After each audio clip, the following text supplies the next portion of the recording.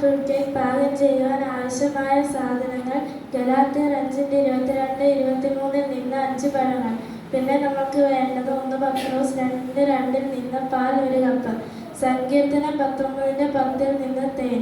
ആവശ്യാനുസരണം ഇതിൽ നമുക്ക് പ്രത്യാശ ആവശ്യം പോലെ ചേർക്കാം. പ്രത്യേക അളവില്ല.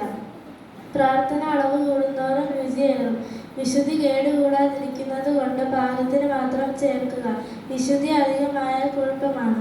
പാകം ചെയ്യുന്ന വിധം: വിശ്വാസം എന്ന വിശുദ്ധ പാത്രത്തിൽ വചനമാകുന്ന പാൽ ഒഴിച്ച് നിർവ്യാജ സ്നേഹമാകുന്ന അടുപ്പിൽ വെച്ച് പരിശുദ്ധാത്മാവാകുന്ന തീ കത്തിച്ച് നന്നായി തിളപ്പിക്കുക. തിളച്ച ശേഷം ആത്മാവിൻ്റെ ഫലമായ 9 കൂട്ടം പഴങ്ങൾ ചേർക്കുക.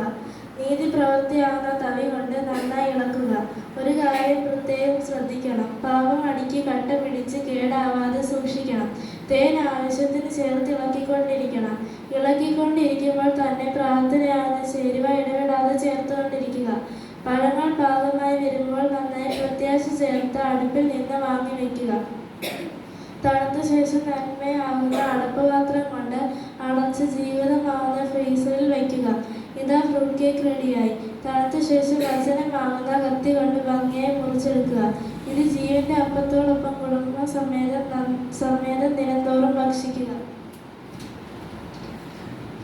സ്നേഹിതർക്ക് ആൾക്കാർക്ക് ദാനമായി കൊടുക്കുക. ഇത് അലസത കൂടാതെ കഴിച്ചാൽ ഉന്മേഷവും പ്രസരിപ്പും മുഖകാന്തിയും ലഭിക്കും. പ്രത്യേക ശ്രദ്ധയ്ക്ക്: ഇതിനാവശ്യമായ സാധനങ്ങൾ കാൽമർ കുന്നിലെ സൂപ്പർമാർക്കറ്റിൽ നിന്ന് സൗജന്യമായി ലഭിക്കുന്നതാണ്. ഒരു ചെറിയ കുറിപ്പ്: ഇതിൽ ജലത്തിൻ്റെ പ്രവൃത്തി ഒട്ടും കലരാതെ സൂക്ഷിക്കണം. ഈ ഫ്രൂട്ട് കേക്ക് നിങ്ങളുടെ ആത്മീയ ആരോഗ്യത്തിന് ഉതകട്ടെ എന്ന് കരുതിക്കൊണ്ട് സ്നേഹപൂർവ്വം